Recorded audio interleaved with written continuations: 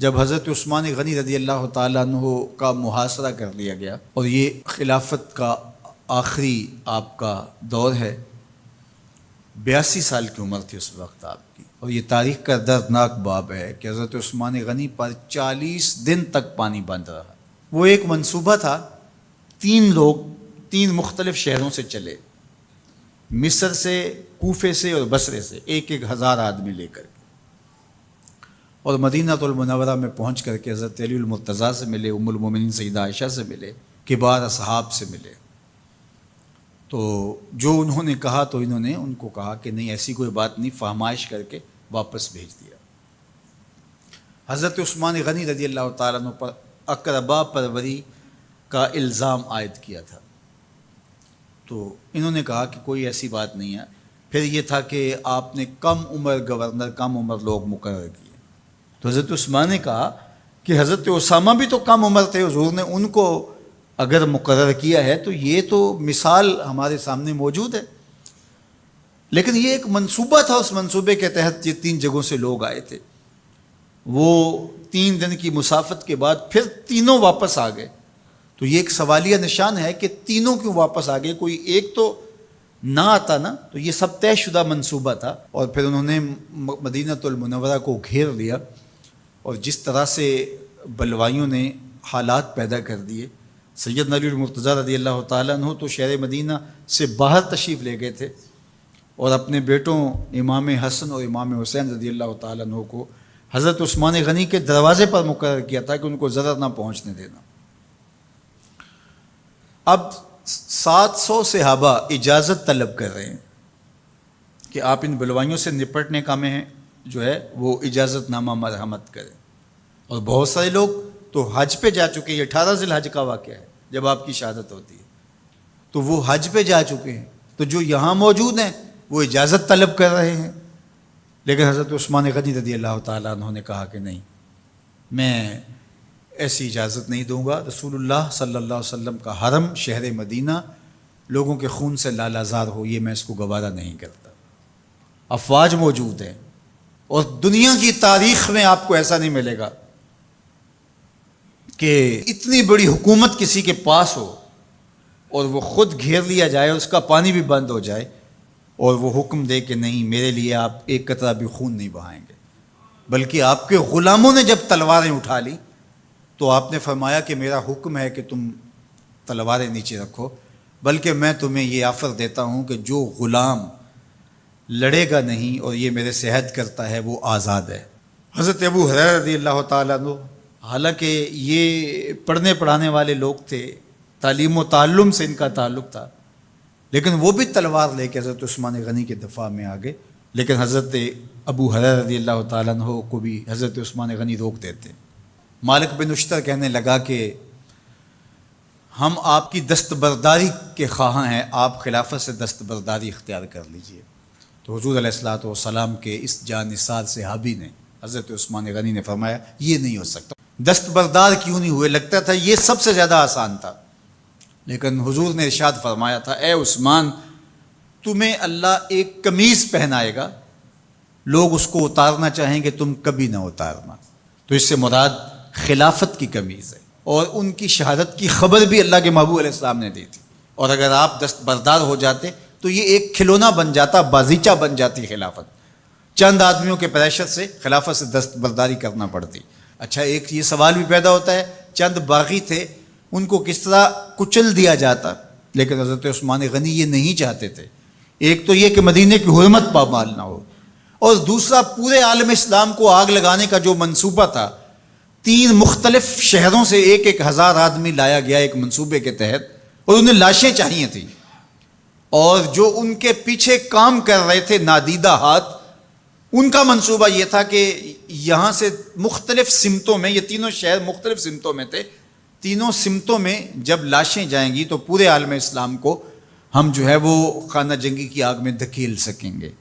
تو حضرت عثمان غنی ان سازشوں سے آگاہ تھے، تو سب سے اہون اور آسان یہ تھا کہ قربانی پیش کر دی جائے، اور پھر انہوں نے سن بھی رکھا تھا کہ 2 شہید ہیں، شہید تو انہوں نے بہرحال ہونا ہے، تو لہٰذا میں خلافت سے دستبردار بھی نہیں ہوں گا، اور شہر مدینہ کی حرمت بھی پامال نہیں ہونے دوں گا۔ اور تیسری بات یہ ہے کہ میں خود مظلوم شہید کر دیا جاؤں، تو آپ نے یہ گوارا کر لیا۔ تو 18 ذوالحج تھا، جمعہ کا ہی دن تھا، اور حضرت عثمان غنی رضی اللہ تعالیٰ عنہ روزے سے تھے، عصر کا وقت تھا، قرآن مجید کی تلاوت کر رہے تھے۔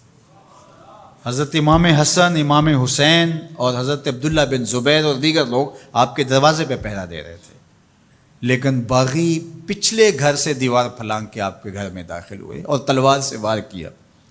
آپ کی زوجہ حضرت نائلہ آگے بڑھی اور ہاتھ سے روکنا چاہا، آپ کی انگلیاں کٹ گئیں۔ پھر دوسرا وار کیا تو حضرت عثمان غنی رضی اللہ تعالیٰ عنہ کا دایاں ہاتھ کٹ کے گر گیا۔ حضرت عثمان غنی رضی اللہ تعالیٰ عنہ نے افسوس کیا اور کہا کہ تم نے وہ ہاتھ کاٹ دیا جس سے میں وحی کی کتابت کیا کرتا تھا۔ پھر اس کے بعد آپ پر 9 وار کیے گئے اور آپ کو شہید کر دیا گیا، اور آپ کا خون قرآن مجید پڑھتے ہوئے اس آیت پہ گرا، فَسَيَكْفِيكَهُمُ اللَّهُ وَهُوَ السَّمِيعُ الْعَلِيمُ۔ تو حضرت عثمان غنی رضی اللہ تعالیٰ عنہ مظلوم شہید کیے گئے، بھوکے اور پیاسے شہید کیے گئے، ظلماً شہید کیے گئے۔ حضرت عبداللہ بن عمر رضی اللہ تعالیٰ عنہ فرماتے ہیں کہ حضور فتنوں کا ذکر کر رہے تھے کہ فتنے ہوں گے، بہت بڑے فتنے ہوں گے۔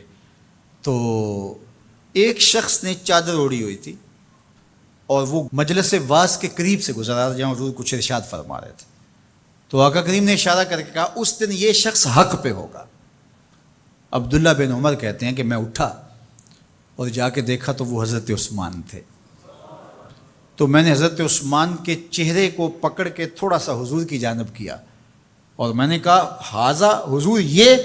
اللہ کے محبوب میں ہاں یہی، جب فتنے ہوں گے تو فرمایا یہ حق پہ ہوگا۔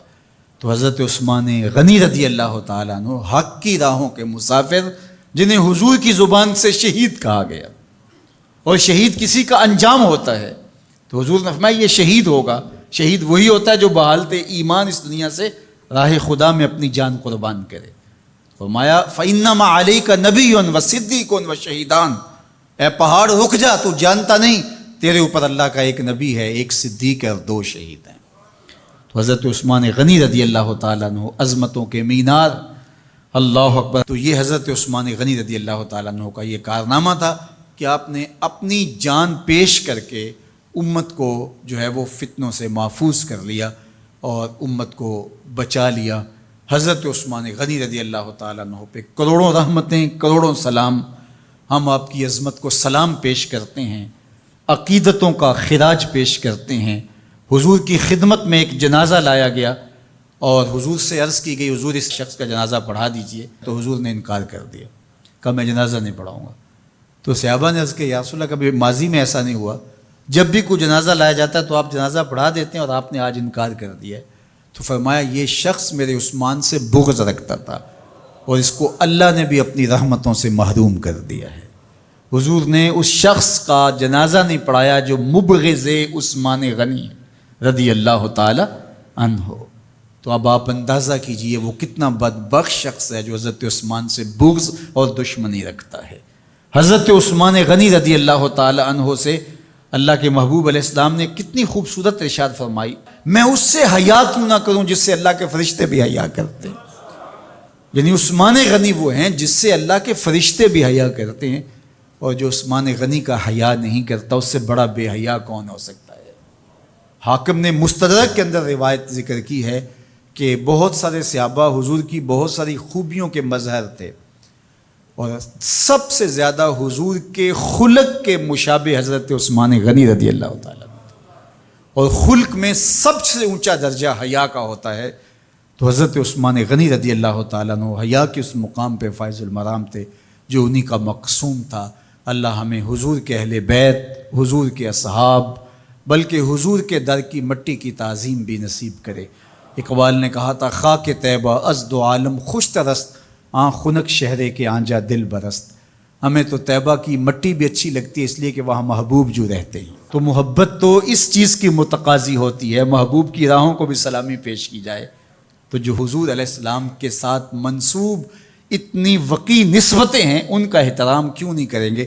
تو حضرت عثمان غنی تو داماد رسول ہیں، حضرت عثمان غنی تو ذو النورین ہیں، حضرت عثمان غنی تو حضور علیہ الصلوۃ والسلام کے محبوب اور حضور علیہ الصلوۃ والسلام کے پیارے ہیں، ان کو جنت کی بشارت دی گئی ہے، عشرہ مبشرہ میں سے ہیں، 4 جلیل القدر خلفاء میں ان کا نام شامل ہے، اور پھر حضور کی 2 صاحبزادیاں ان کے نکاح میں آقا کریم نے ان کو شہید خود قرار دیا، اور میرے اور آپ کے آقا و مولا نے کہا آج کے بعد کوئی عمل عثمان کو نقصان نہیں دے گا، اور کہا عثمان سے میں حیا کیوں نہ کروں، اس سے اللہ کے فرشتے بھی حیا کروں۔